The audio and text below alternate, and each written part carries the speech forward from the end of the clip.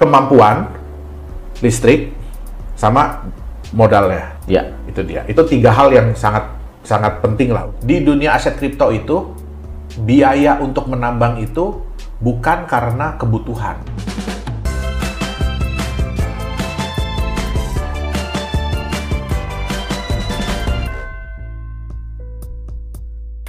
Hai, saya Tom MC Flip, founder Topwatch Indonesia. Kita hari ini akan membahas mengenai gimana cara menambang koin-koin yang saat ini sedang booming dan bagaimana caranya Anda bisa memiliki pertimbangan-pertimbangan agar Anda tidak salah dalam memilih keputusan. Ya, jangan-jangan nanti keluar duit udah besar tapi ternyata tidak mampu memberikan return yang Anda harapkan. So, kita masih bersama Pak Yohanes. Pak Yohanes, jadi kalau bicara tentang mining, apa sih langkah-langkah yang harus diambil untuk melakukan mining? Jadi yang pertama adalah tentu saja memilih perangkat yang tepat. Perangkat. Apakah kita mau pakai GPU, video card ya biasa kalau Yeah. disebut itu video card, atau kita mau pakai alat yang memang dedicated untuk mining, yaitu ASIC. Ada beberapa aset kripto itu yang memang tidak bisa di mining dengan teknologi ASIC. Ya, dulu itu Ethereum nggak bisa dengan teknologi ASIC, jadi harus pakai GPU. Tapi sekarang sudah mulai ada alat-alat ASIC nih yang dibuat untuk Ethereum. Jadi yang pertama kita harus lihat itu dulu, coach. Ya, alatnya dulu. Setiap alat itu punya hash rate. Jadi berapa besar kemampuan mereka dalam mengelola data, mengelola perhitungan. Hash rate ini sangat penting karena di mining itu kita berkompetisi. Siapa yang memiliki hash rate paling besar, dialah yang paling punya peluang untuk menang. Nah, terus yang kedua adalah yang harus kita lihat listrik. Ya, biaya listrik. Kenapa? Karena ini rata-rata mesin-mesin ini ya, itu listriknya besar. Nah, bisa minimum itu 1000 watt, ada yang sampai 2500 sampai 3000 watt satu mesin. Nah, terus problem yang ketiga adalah mesin ini panas. Panas dan bising. Ya, jadi kalau Coach Tom nanti boleh kita ajak ya ke tempat kita lihat mesin ASIC. Itu suaranya udah kayak suara turbin. Ya, satu aja udah berisik. Apalagi bisa dibayangkan kalau tempatnya besar, jumlahnya banyak. Nah, panas. Nah, panas ini harus bisa dikelola dengan baik. Kenapa? Alat-alat ini ya sangat sensitif terhadap panas. Jadi ada panas maksimum yang bisa ditolerir. Nah, kalau nggak apa dia? Rusak alatnya. Alatnya rusak. Nah, karena gini, kebanyakan alat-alat itu dia punya sirip pendingin ya, kalau kita bilang sirip pendingin. Nah, sirip pendingin ini ditempelin di IC-nya. Nah, dan IC ini nempelnya biasanya cuma pakai lem. Nah, jadi kalau panasnya berlebih, biasanya ini copot, coach. Sirip pendinginnya copot. Nah, begitu sirip pendinginnya copot, dia nggak ada sirip pendingin. Nah, ini kan otak. Betul. Nah, kita sendiri tahu kan, kalau manusia juga kalau panasnya berlebihan, kan yang paling takutin ya, kalau apalagi anak-anak ya, kalau demamnya berlebihan adalah apa? Sel-sel otaknya ada yang rusak. Nah, sama dengan ini. Nah, jadi musuh utamanya itu adalah panas sama debu. Nah, sehingga ya mungkin kadang-kadang kita harus pakai AC. Berarti tempat harus tertutup. Betul. Dan bersih. Perlu ada yang ngawasin ya. Perlu ada yang ngawasin. Jadi kalau cara menambang setelah kita punya alat, lalu apa yang akan menghubungkan alat ini kepada blockchain dari koin tersebut? Jadi ada 2 cara, coach, untuk mining itu. Kita mau solo mining, kita punya perangkat, akan kita hubungkan langsung ke network dari blockchain yang kita mau mining. Atau kita mau namanya pool mining. Nah, pool mining itu jadi ada perusahaan atau ada organisasi, ada kelompok orang yang mereka berkomitmen bersama-sama nih. Jadi kayak kita itu menyewakan kepada mereka. Kita punya power dari kita punya alat. Nah, perbedaannya gini, kalau kita solo mining, kita akan dapat reward itu kalau kita benar-benar kitanya dapat 1 blok. Jadi kita full dapat rewardnya. Tapi kalau di pool mining, kesempatan kita untuk dapat lebih besar. Kenapa? Karena kan udah ngumpul nih, powernya kan udah ngumpul. Ya, sama kayak ibarat kata gini, kalau kita mau narik sesuatu, kita pakai mobil kita sendiri, sama kita narik sesuatu pakai mobilnya rame-rame. Nah, kemungkinan kita dapat lebih besar. Tetapi di pool mining, ya, kita share. Jadi contoh misalnya Coach Tom punya power mining 11 terahash, ya 10 terahash lah. Terus kekuatan total dari tempat itu 1000 terahash.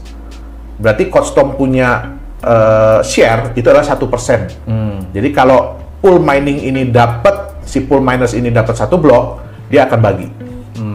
Dikurangin komisi dari si pool miners. Oke. Ya. Saat ini sih mayoritas ya kalau kita individual dengan alat yang terbatas, ya kita biasanya bergabung ke pool miners. Itu berlaku untuk semua koin yang top ya Coach ya. Oke. Jadi ada juga orang-orang yang mencoba gini, selama algoritmanya sama, ya selama algoritmanya sama, contohnya kan Bitcoin, dia SHA 256, turunan Bitcoin kan banyak yang ngikutin.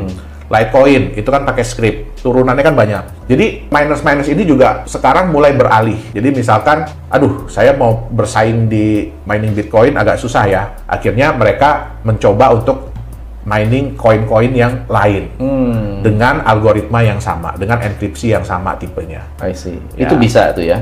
Bisa, selama tipe enkripsinya, tipe algoritmanya sama. Oke. Kalau begitu, mana yang lebih menguntungkan?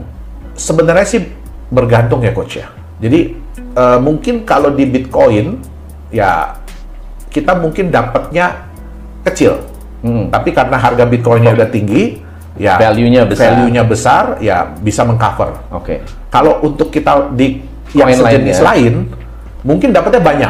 Tapi karena value-nya masih rendah, ya jadi plus minus. Oke. Kita kembali kepada investment atau keuntungan dari menambang koin ini. Otomatis kan kalau saya menyimpan koin, lalu kemudian koinnya naik, lalu kemudian kita jual, kita dapat untung. Betul. Investasinya itu apa saja dan berapa besar? Oke. Yang pertama, ya tadi mesin. Ya, mesin ini sangat bervariasi, Coach. Harga GPU berapa? Harga GPU itu ya mulai dari 7 juta sampai sekarang itu ada yang hampir 60 juta. 60 juta? Iya. Oke. 7 juta itu sudah bisa dipakai? Sudah bisa dipakai. Minimum punya ya? Betul. Sangat minimum? Sangat minimum. Nah, kalau misalnya, oke deh, saya nggak pakai buat Bitcoin, saya pakai buat Ethereum, itu masih oke?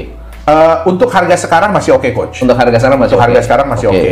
Setelah saya punya GPU, siapa yang akan mengkonekkan si GPU ini ke dalam blockchain? Sebenarnya gampang, Coach. Yang diperlukan cuma internet aja. Cuma internet doang? Cuma internet aja. Jadi kita nggak perlu narik kabel sendiri atau apa, nggak perlu. Apalagi kalau kita bergabung dengan pool miners. Jadi biasanya mereka udah kasih step-stepnya ke kita, apa yang harus kita lakukan. Ya, yang paling penting adalah pastikan alat itu berfungsi 24 jam. Ya. Oke, berarti aman lah ya. Jadi kalau pool miners siapa saja sekarang kalau banyak banget, Coach. Banyak banget sekarang pool miners. Ada contoh? Jadi kalau kita lihat populer, ada NiceHash. Ya. Jadi kalau Coach mungkin bisa buka di blockchain.com ya. Ya. Nah, kalau kita buka di blockchain.com, ya itu ada di chart. Nah, chart itu nanti ada tuh top miners, top hash rate. Nah, biasanya yang top ini mereka adalah pool miners. Ya. Jadi kita udah dapat sekarang minimum investment. Ya. Selain harga itu berarti kan ada investasi lain dong. Harus ada tempat atau terus kemudian listrik yang sebenarnya yang paling utama itu selain dari alat ya, itu adalah listrik. Nah, terus yang tadi saya bilang kita harus bisa bikin kondisi tempatnya itu sebersih mungkin. Selama ini miners itu ada 2 cara, Coach. Mereka mau main cara kasar atau mau main cara halus. Waduh, ngeri juga nih. Ya, jadi ada 2 cara sebenarnya, ada cara kasar, cara halus. Saya pernah lihat ada mining site ya, itu di daerah Jawa Timur, itu bekas pabrik. Jadi GPU itu berserakan aja di tanah, di lantai tuh. Cuma dia pakai blower besar ya kan untuk ngeluarin panas untuk apa. Tapi kita jalan ke situ aja udah kayak jalan di sauna. Nah, ownernya itu sampai numpuk GPU. Jadi kalau GPU udah rusak buang, Nah, itu ya cara agak kasar sebenarnya. Cara preman lah gitu. Nah, kalau modal kita nggak terbatas sih bisa coba ke cara begitu. Tapi yang paling bagus tuh adalah ya kita bikin environment yang memang bersih. Jadi seminimal mungkin debu. Ada space khusus, luasan space? Nggak ada. Jadi kayak gudang kecil itu bisa, ruangan ini bisa ya? Bisa. Karena ya dengan satu komputer pun bisa kok. Sebagai perbandingan, kemarin saya ada bantuin temen, ya dia pakai GPU ya untuk Ethereum, itu ya cuma modal satu, kayak kita bikin desktop Desktop biasa, komputer PC ya. dia bekerja 24 jam. 24 jam. Menghasilkan berapa? Dengan tipe GPU yang dia pakai ya, sekitar 3,5 juta Bersih. per bulan. Oke. 3,5 juta per bulan. Modal 7 juta. Tidak. Modal 40 juta. 40 juta. Ya. Jadi modal 40 juta. 40 juta. Dapat 3,5 juta. Ya, 10 bulan, 12 bulan lah ya.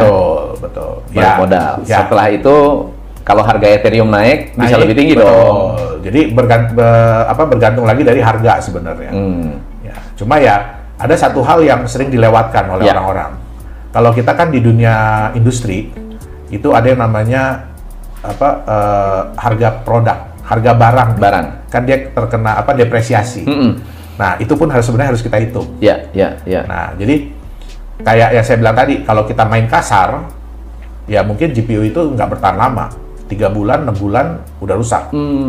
Nah, tapi ya kalau kita bisa maintenance-nya bagus, ya otomatis biayanya kan nambah.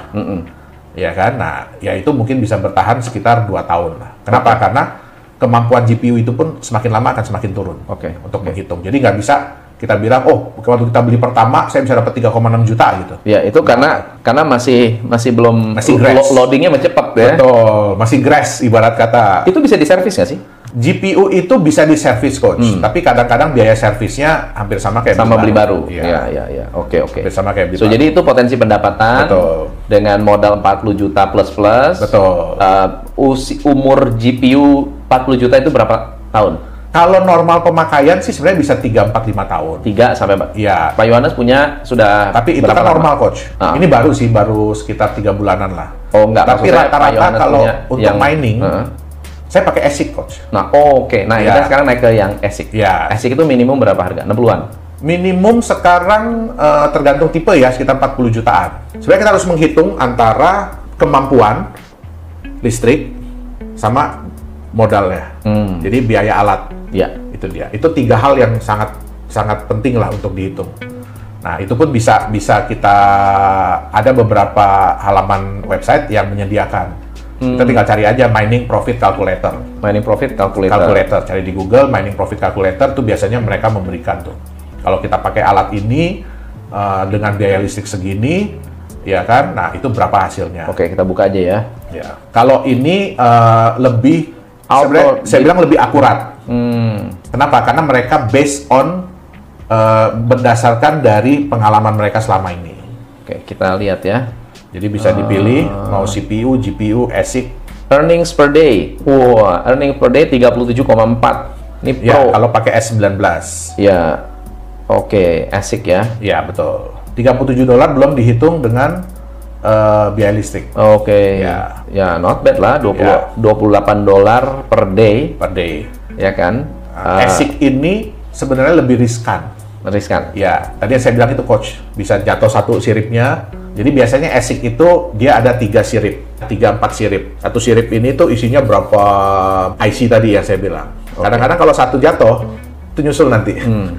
Jadi yang in between berarti yang tengah-tengah bisa pakai GPU ya, GPU ya. Lebih ke GPU ya, atau AMD, Radeon. Dapat $12 per hari. Ya. Harga Nvidia berapa? Ini tergantung ini ya, tergantung supply and demand ya. Betul. Nah, ini yang kadang-kadang agak menyedihkan coach. Ya, karena kita sendiri pun, ya karena saya pun kan ada ngembangin software ya, software developer, kita juga sering bikin video apa. Jadi kadang-kadang kita juga sedih coach.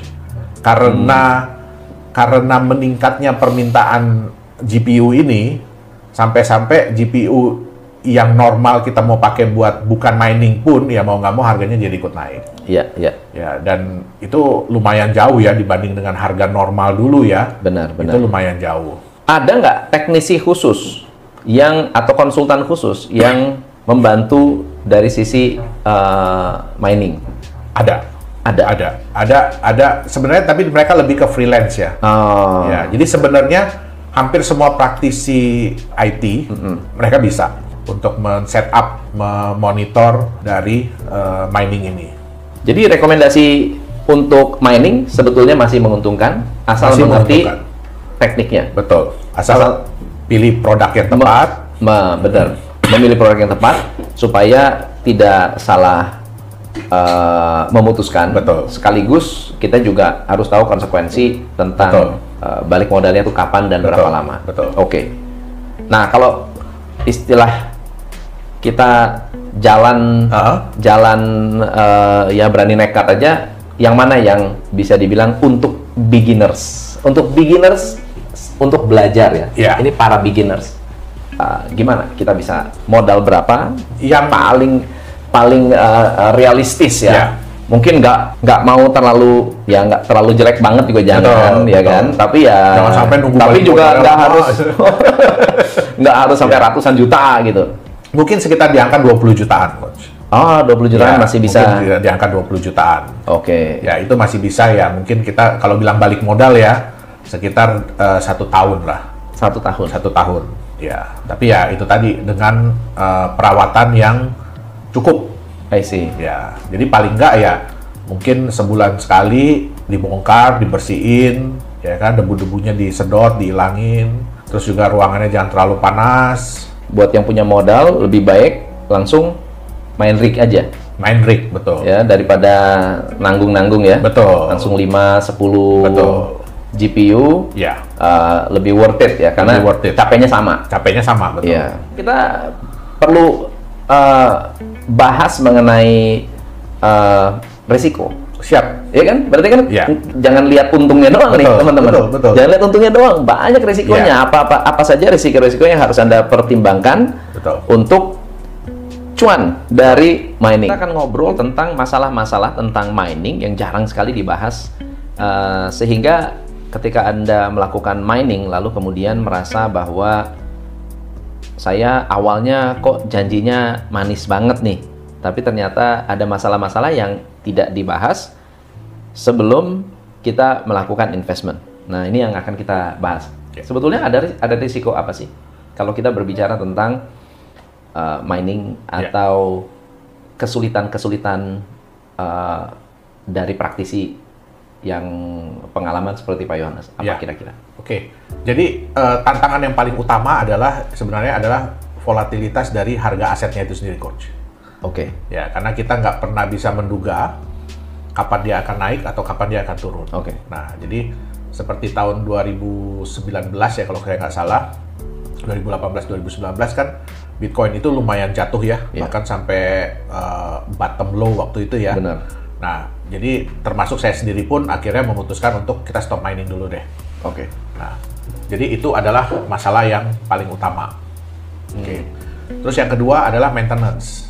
Nah, seperti saya bilang tadi, jadi bukan berarti kita beli alat ini, tinggal colok, pasang internet, sambungin, selesai, tinggal. Nggak bisa. Anggap kita ini seperti punya sebuah usaha, seperti punya pabrik. Ya, jadi tetap harus dijaga, tetap harus di-maintain, ya kan, dipantau. Nah, yang ketiga tentu saja persaingan.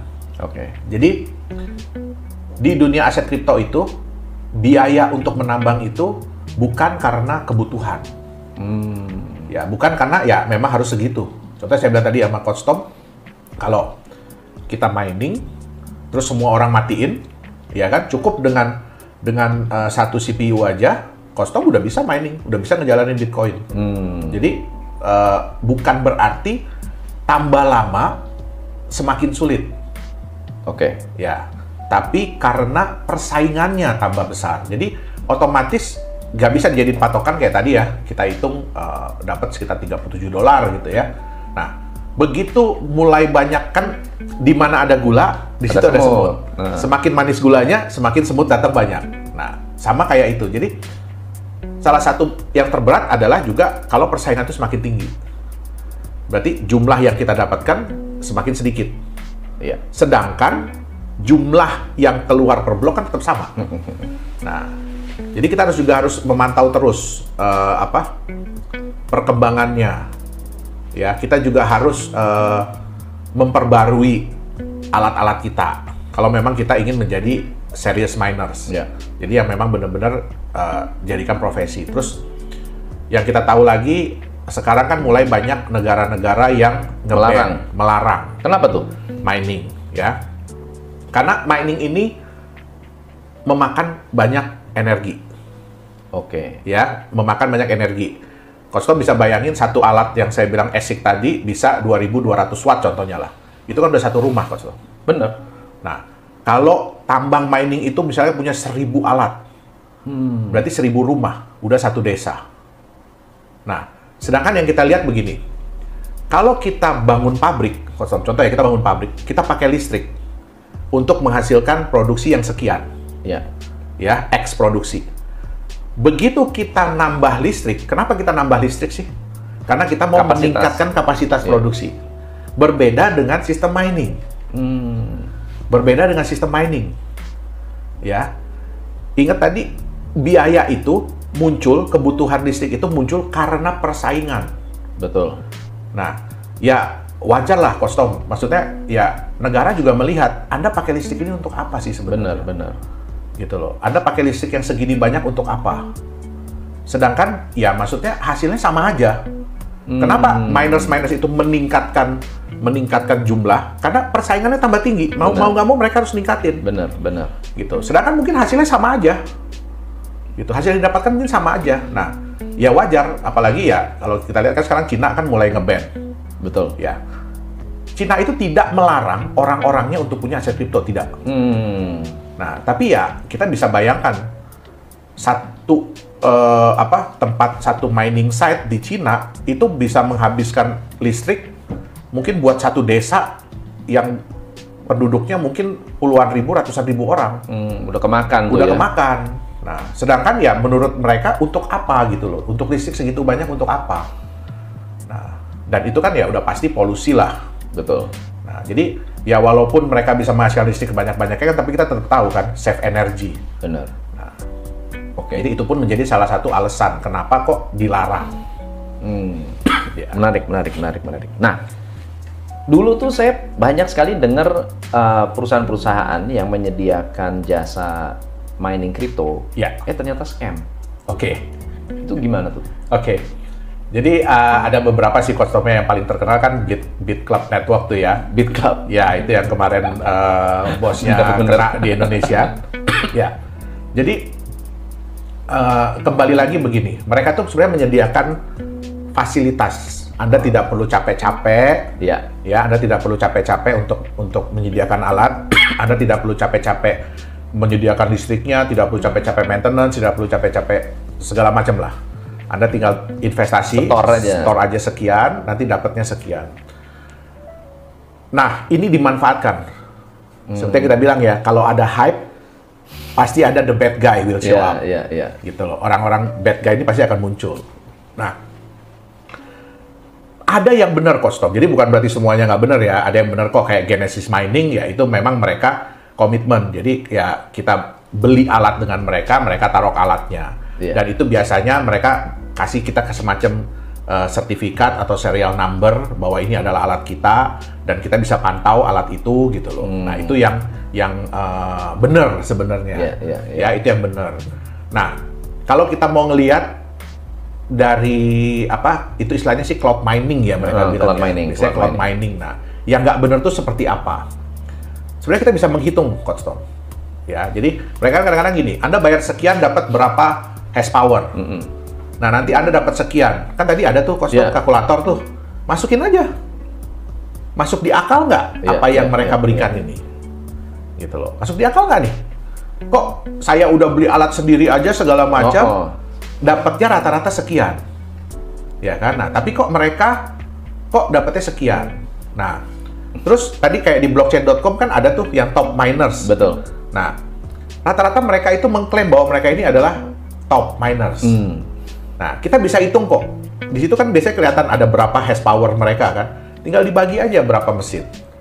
Nah, selama ini mereka ngeklaim mereka punya berapa mesin. Betul. Nah, jadi ya memang kita harus sangat hati-hati dengan penawaran begitu. Ya kan? Ada istilah kan Kostom, too good to be true. Iya. Terlalu bagus. Terlalu hebat untuk dibilang benar.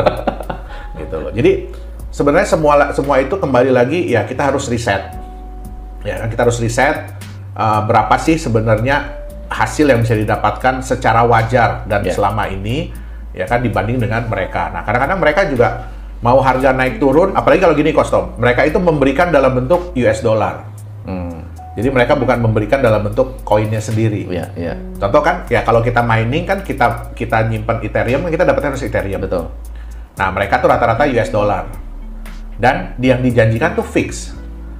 Padahal yang kita tahu kan, harga berubah-berubah. Nah, up and down harga, up and down hasil. Benar. Belum tentu tiap hari kita dapat blok gitu loh. Iya.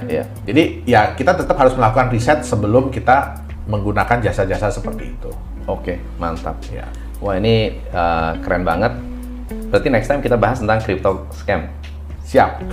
Oke, mantap. Halo semuanya, selamat datang di Nagaya Family Tim Benilu. Perkenalkan, nama saya Mr. Benilu. Bergabunglah bersama kami, Tim Benilu, the biggest team in Nagaya. Orang cerdas, pilih Nagaya. We are Nagaya Family, nagayakan Indonesia, viralkan Nagaya.